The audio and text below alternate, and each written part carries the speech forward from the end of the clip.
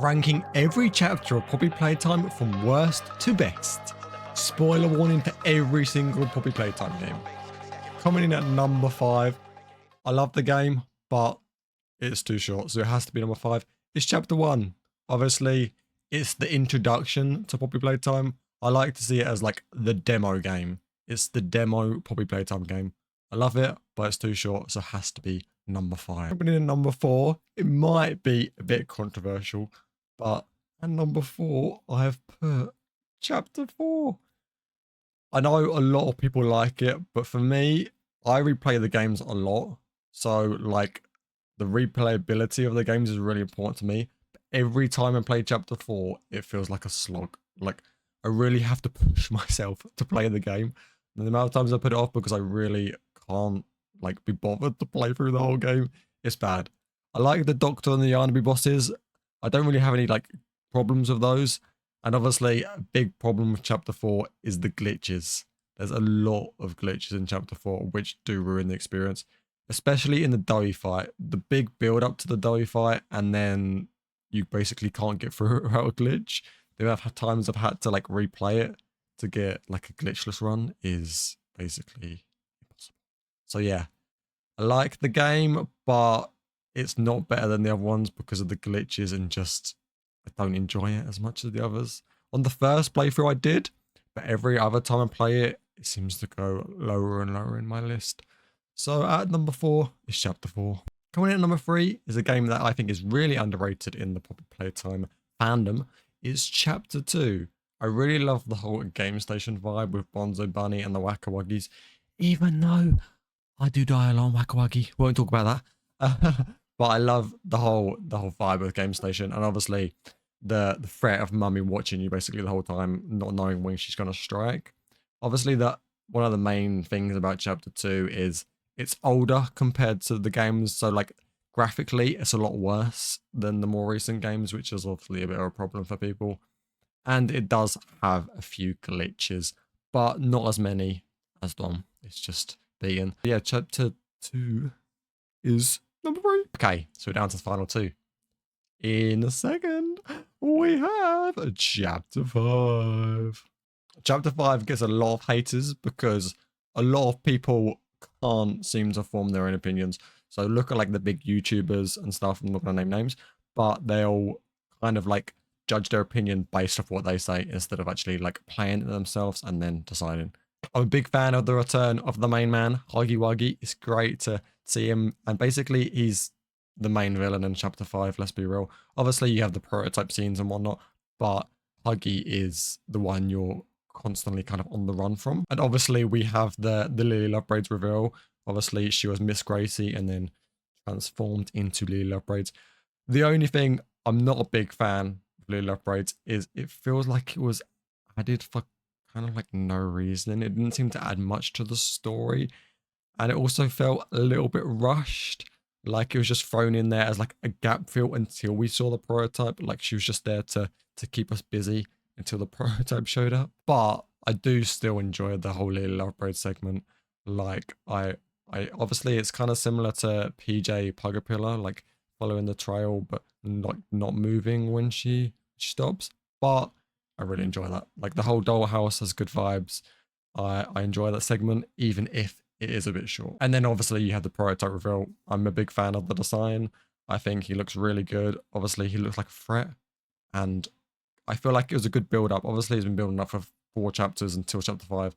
So I think it was worth the wait. The graphics are really good of chapter 5. Like everything looks super clean. And I actually just look at everything in the game and like, wow, what upgrades throughout the game. How much it's got better from chapter 1 to chapter 5. Like they've really upgraded. But let's get on to some negatives. The Outimals, I'm not a big fan. I don't feel like we needed them. And if we did need them, they weren't really a big part of the story at all. Kind of just like, oh, the prototype will do this to you if you don't like obey him. But we never really got threatened with that, and it didn't feel like it mattered. And obviously a controversial character in the Poppy Playtime universe is Giblet. I personally, obviously Giblet saved our life at the end of chapter 5, but I don't think he was needed. He's kind of like a tour guide, which we really almost had Poppy for a lot of the time. And Poppy, obviously, she wasn't in chapter 5 a lot. I think that's one of the downsides as well. Like, her involvement was really limited.